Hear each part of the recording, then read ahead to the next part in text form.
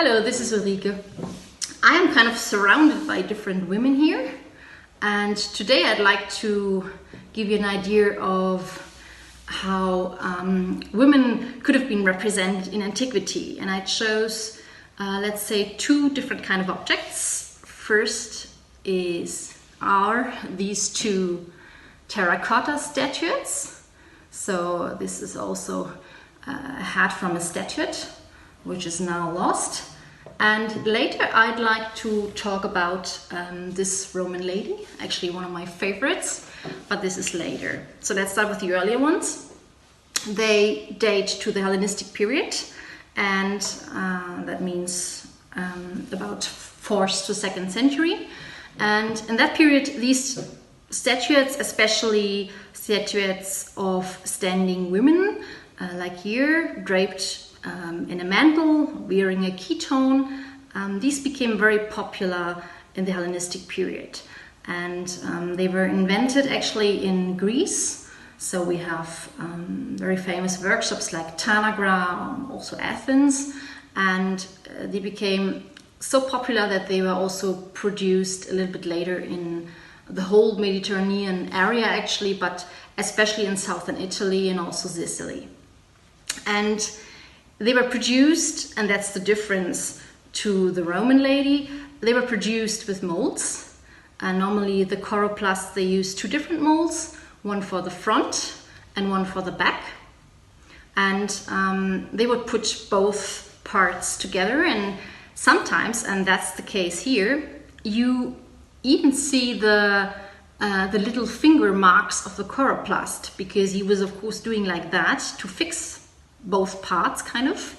And sometimes also the hat, or actually not sometimes, very often, the hat was worked separately, which is also the case here, because if you have a close look, I hope you can see it, that the choroplast did like this. And I mean, it's really nice to do the same step he did. So it's really a kind of connection. So these are the ladies from the Hellenistic period. So let's come to the Roman lady. And you see immediately that this is something completely different from the two terracottas, which, as I said, have been made in molds. So they could have been produced in mass. And this is something which was cut into the marble. And yeah, she's an individual. It's a private portrait of a Roman lady. We do not know who she is or was. But what we do know is when she lived, probably, or let's say at least when this portrait was made. Why do we know that? Because of her hairstyle. Because in the Roman period, in the Roman portraiture, also the privates, they were following the hairstyle, or in hairstyle, the empresses and also the emperors for the male portraits. And especially the women changed the hairstyle a lot. Let's say the empresses changed their hairstyle a lot. So whenever there was invented a new portrait type of an empress, the hairstyle was a little bit different. And as the change of portrait types was connected to some historical events, there have been most of the time a coin emission.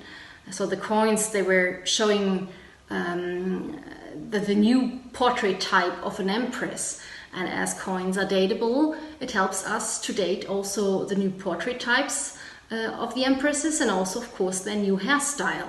And as the privates were following the emperors and empresses, it gives us also a possibility to date the private portraits.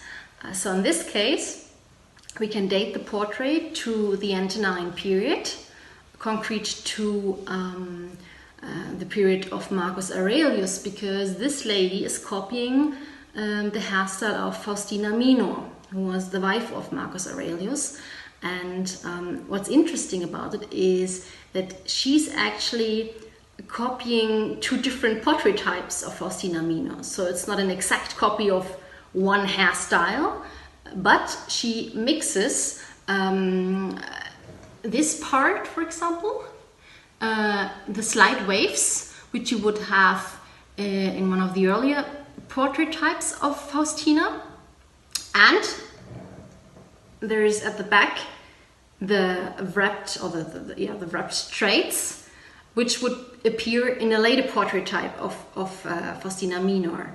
So the privates, and that's not only a single example. It's very often that the privates combine different elements of different hairstyles or portrait types of the empresses to make it, I don't know, but maybe more individual.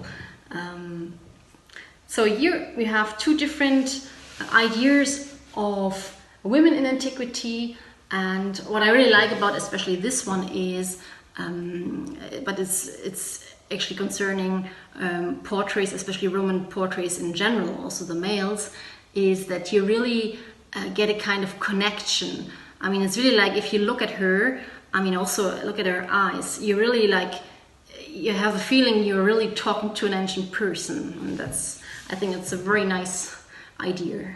So thank you very much for listening, and don't hesitate to ask if you have any questions. Thank you.